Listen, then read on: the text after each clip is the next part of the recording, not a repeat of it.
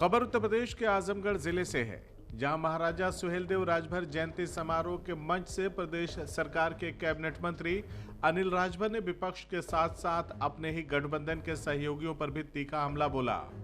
मंत्री ने 2027 विधानसभा चुनाव को लेकर बड़ा दावा करते हुए आजमगढ़ की सभी सीटों पर भाजपा की जीत का भरोसा जताया।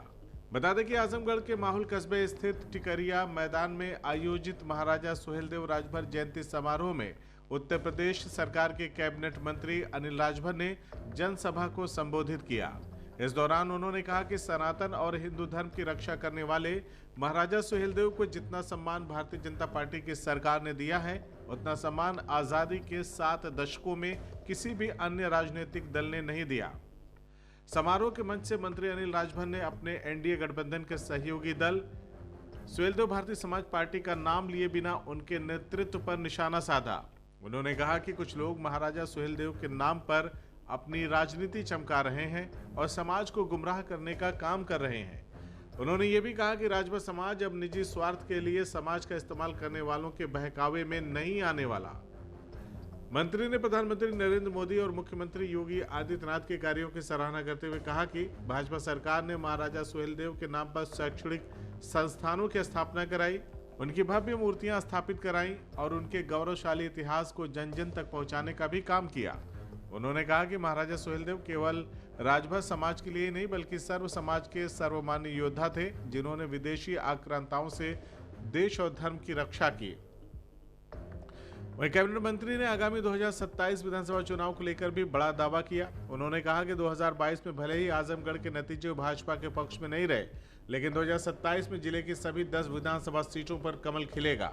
साथ ही उन्होंने समाजवादी पार्टी पर भी निशाना साधते हुए कहा कि अब जनता उनके बहकावे में नहीं आने वाली। कार्यक्रम का शुभारंभ महाराजा सुहेलदेव के चित्र के समक्ष दीप प्रज्वलित कर और माल्यार्पण कर किया गया। समारोह में बड़ी संख्या में राजभर समाज के लोगों के साथ साथ स्थानीय नागरिकों की भी भागीदारी रही। भाजपा गोरखपुर क्षेत्र के क्षेत्रीय अध्यक्ष सहजानंद राय ने महाराजा सुहेलदेव के शौर्य और पराक्रम को याद करते हुए उनके बताए गए मार्ग पर चलने का संकल्प लिया। इस अवसर पर पूर्व सांसद हरिनारायण राजभर, पूर्व मंत्री कृष्ण मुरारी विश्वकर्मा, क्षेत्रीय मंत्री संदीप सिंह सोनू, जिला अध्यक्ष ध्रुव सिंह और विनोद राजभर समेत कई गणमान्य लोग मौजूद रहे। बताते चले कि महाराजा सुहेलदेव जयंती समारोह के मंच से दिए गए इन बयानों ने प्रदेश की राजनीति में नई हलचल पैदा कर दी है। अब देखना ये होगा कि आने वाले समय में इसका राजनीतिक असर क्या होगा। राष्ट्रवीर महाराजा सुहेलदेव राजभर जी माँ भारती की जो सेवा की है, आप समझिए कि उस कालखंड में इतनी बड़ी लड़ाई उन्होंने लड़ा। 5 लाख सेनाओं सहित सैयद सलार मसूद को मारने का काम तब किया जब सैयद सलार मसूद भगवान श्री राम की अयोध्या जी पर कब्जा करने के लिए आए। और वो लड़ाई कितना महत्वपूर्ण थी, उसका असर कैसा था कि उस लड़ाई के बाद 175 साल तक देश पर किसी ने किसी प्रकार का आक्रमण करने की हिम्मत नहीं की, कोई हमला नहीं हुआ। कितनी बड़ी लड़ाई थी, लेकिन जो सम्मान महाराजा सुहेलदेव राजभर जी को मिलना चाहिए थे, पूर्व की सरकारों ने नहीं दिया। जब मोदी जी की सरकार बनी, देश के अंदर भारतीय जनता पार्टी की सरकार बनी, तो उनके नाम से super fast train Modi ji की सरकार ने चलाया, उनके नाम से डाक टिकट जारी किया। बहराइच में उनकी विशाल प्रतिमा को लगाने का काम माननीय अमित शाह जी ने किया।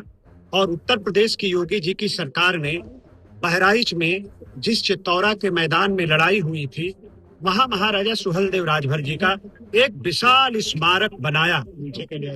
और अभी आजमगढ़ की धरती पर महाराजा सुहेलदेव के नाम पर विश्वविद्यालय बनाने का काम हमारी सरकार ने किया।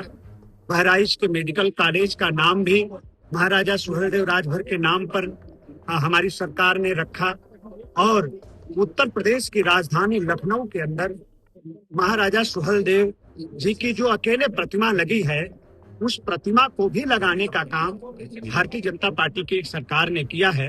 तो खास तौर पर आप देखेंगे तो हमारे जो अति पिछड़े समाज के जो महापुरुष हैं, उनके सम्मान को आगे बढ़ाने का काम आजादी के 76 बरस में अगर किसी ने किया है तो माननीय श्रद्धेय मोदी जी की सरकार ने किया है, उत्तर प्रदेश की भारतीय जनता पार्टी और योगी जी की सरकार ने किया है। सर, आज महाराजा सुहेलदेव जी की जयंती मनाई गई है, क्या माने कि 2027 का आगाज भाजपा ने किया है आज महारैली करके? देखिए, महारैली तो जयंती तो हम हमेशा करते हैं, एक महीने ये पूरा कार्यक्रम हम करते हैं और एक कार्यक्रम हम सेंट्रलाइज करते हैं, केंद्रित करते हैं। तो इस बार का जो केंद्रित कार्यक्रम है ये आजमगढ़ की धरती पर इसका आयोजन हुआ। मैं जो पूरे पूर्वांचल से, बिहार से, पूरे उत्तर प्रदेश से महाराजा सुहेलदेव के प्रति श्रद्धा और आस्था रखने वाले लोग जो यहाँ पर आए, और मुझे प्रसन्नता है कि राजभर समाज के अलावा हर समाज के लोग आज इस कार्यक्रम, इस रैली में आए। सब कुछ आप लोगों के सामने हुआ, तो ये बहुत अच्छी बात है। मंत्री जी, कुछ लोग जमीन पर बैठे नजर आए, क्या भीड़ की आशाइश नहीं थी या भीड़ ज्यादा हो गई थी? आपको उम्मीद नहीं थी इतनी भीड़ आएगी? जमीनों पर बैठे दिखे लोग? नहीं, चूंकि हमारे आयोजक साथियों की मांग थी कि टिकुरिया के मैदान में कार्यक्रम हो, और ये मैदान ही छोटा पड़ गया। तो जी, क्या तो कारण रहा कि आप ही के सहयोगी और यहीं से कुछ किलोमीटर दूर अपना अलग कार्यक्रम कर रहे हैं महाराजा सुहेलदेव की देखिए, आप तो यहाँ देख रहे हैं, यहाँ हमारे क्षेत्रीय अध्यक्ष जी, जिले के सब अध्यक्ष, भारतीय जनता पार्टी का झंडा और चारों तरफ भगवामय आप सब लोगों को नजारा देखने को मिल रहा है। हम अपनी पार्टी के माध्यम से महाराजा सुहेलदेव जी की जयंती कर रहे हैं। वो बगल में कोई दूसरा कार्यक्रम है, अपनी पार्टी वो चलाते हैं, संगठन चलाते हैं, कोई वो कार्यक्रम करें, हमें क्या ऐतराज हो सकता है? लेकिन जिस संगठन को लेकर के आपने ऐतराज जताया कि उस संगठन से समाज गुमराह हो रहा है, कि एनडीए के घटक दल में है, ऐसे में आप बिना नहीं, मैंने ऐसे सीटों को जीतने का दावा कर रहे हैं। नहीं, मैंने ये जरूर कहा था कि 22 तारीख को महाराजा सुहेलदेव राजभर जी की जयंती है। आप अपना कार्यक्रम एक आध 2 दिन आगे पीछे कर लीजिए, थोड़ा अच्छा नहीं मैसेज जाता है। अब लेकिन भाई उनकी कोई योजना रही होगी, उनके पार्टी का अभियान है, कार्यक्रम है, हम लोग उस पर क्या ऐतराज करें। लेकिन कहीं एनडीए में किसी प्रकार की कोई परेशानी नहीं, कोई बिखराव नहीं है। हम सब लोग एकजुट हैं और एकजुट होकर हम लोग 2027 के चुनाव में भी लड़ेंगे। और आप सभी लोगों को, हमारे जो आजमगढ़ के सम्मानित मीडिया, आप सब लोग हमारे सामने हैं, आप सब लोगों से मैं ऑन रिकॉर्ड आज कह रहा हूं कि आने वाले 2027 में आजमगढ़ की धरती पर कमल खिलेगा और बड़ी सफलता के साथ हम आगे बढ़ेंगे। ठीक। CIB इंडिया न्यूज की सभी खबरों को देखने के लिए लाल रंग की बटन को दबाकर चैनल को सब्सक्राइब जरूर करें, घंटी जरूर दबाएं ताकि हमारी सभी खबरों के नोटिफिकेशंस आप तक पहुंचते रहें।